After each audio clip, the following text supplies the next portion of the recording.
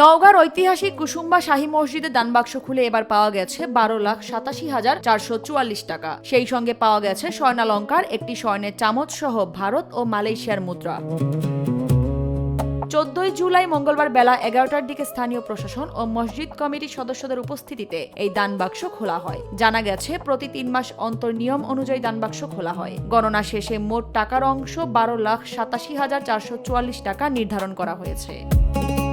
ঐতিহাসিক ও দৃষ্টিনন্দন এই মসজিদটি দেখতে প্রতিদিন দেশের বিভিন্ন প্রান্ত থেকে পর্যটকরা ভিড় জমান। 5 টাকার নোটে মুদ্রিত এই ঐতিহ্যবাহী মসজিদে এসে অনেকেই মানত হিসেবে নগদ অর্থ ও মূল্যবান সামগ্রী দান করেন। এ বিষয়ে মসজিদ কমিটির সভাপতি ও মান্দা উপজেলা নির্বাহী কর্মকর্তা লায়লা আঞ্জুমান বানু জানান, স্বচ্ছতার সঙ্গে এই অর্থ ও সম্পদ হিসাব করা হয়েছে। প্রাপ্ত অর্থ মসজিদের রক্ষণাবেক্ষণ, উন্নয়নমূলক কাজ এবং বিভিন্ন ধর্মীয় কার্যক্রমে ব্যয় করা হবে। এই প্রত্নতাত্ত্বিক নিদর্শনের ঐতিহ্য ধরে রাখতে স্থানীয় প্রশাসন বদ্ধপরিকর। উল্লেখ্য, গণনা কার্যক্রমে উপজেলা প্রকল্প বাস্তবায়ন কর্মকর্তা, মসজিদের ইমাম, খাদেম সহ স্থানীয় গণ্যমান্য ব্যক্তিরা উপস্থিত ছিলেন।